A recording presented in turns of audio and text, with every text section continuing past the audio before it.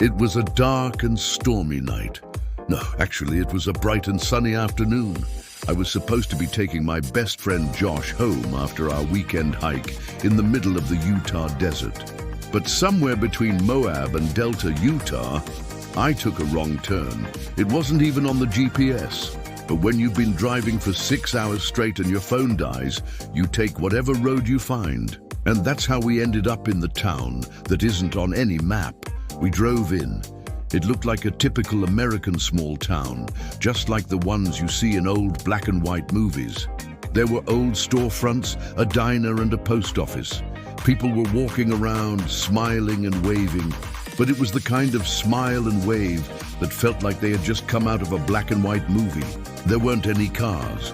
There weren't even any phones, just silence and smiles. We stopped at the diner, Ma's Kitchen. There wasn't a menu. There weren't even any prices.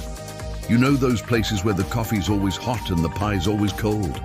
Yeah, it was one of those places. The waitress brought us meatloaf and mashed potatoes without asking, and it tasted incredible, like something your grandma would make if your grandma was a world-class chef. But the strangest part was no one asked us who we were, where we came from, or why we were there. They acted like they already knew us. Josh and I exchanged a nervous glance. This was starting to feel like one of those creepy, small-town horror movies. You know, the ones where the main character shows up and everyone acts like they've been expecting him, like they know things about him that they shouldn't. So we ate our pie, thanked Ma, paid the bill, which was also weirdly specific, and we headed back to the car. Josh looked pale. "I swear to God," he said, "I just saw my grandfather inside that barber shop." Josh's grandfather died in 1994. I laughed nervously. "You sure?" "I'd recognize that scar on his chin anywhere," he said. "And the barber, the guy with the scissors, looked like the same guy from an old photo in our family album." My best friend isn't the type to believe in ghosts or visit psychic mediums, but this seemed to be messing with him. So I played along. We decided to leave. We got in the car and turned the key. We looped back around.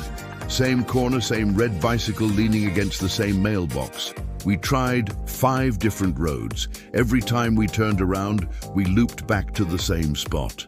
It was like the town had its own gravitational pull. That's when Josh looked at me and said something I'll never forget. "What if this place doesn't exist in space, but in memory?" I didn't know what he meant. We turned around and headed back down the only road in and out of town, except now it didn't look like a road. It was a dirt road. As we passed the mailbox, I saw a faded blue envelope hanging off the post. It was addressed to me. I stopped the car and got out. The mailbox had no numbers, no names, nothing. And yet somehow it knew my address. I picked up the envelope. It was heavy. I opened it. There was nothing inside. It was empty. Then suddenly a cloud of dust appeared behind me. A pickup truck was barreling towards me, nearly hitting me. The driver rolled down his window. "You lost, City Slicker?" he asked. I looked at the truck. Then I looked at the road.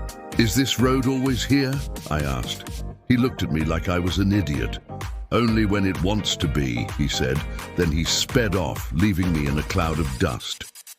We eventually found a dirt road that led us back to the highway. When we turned around, the "Welcome to Glinton" sign was gone.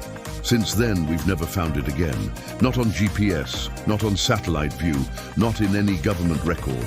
But Josh still swears that was his grandfather, and every time I smell meatloaf, I wonder if we were really meant to leave.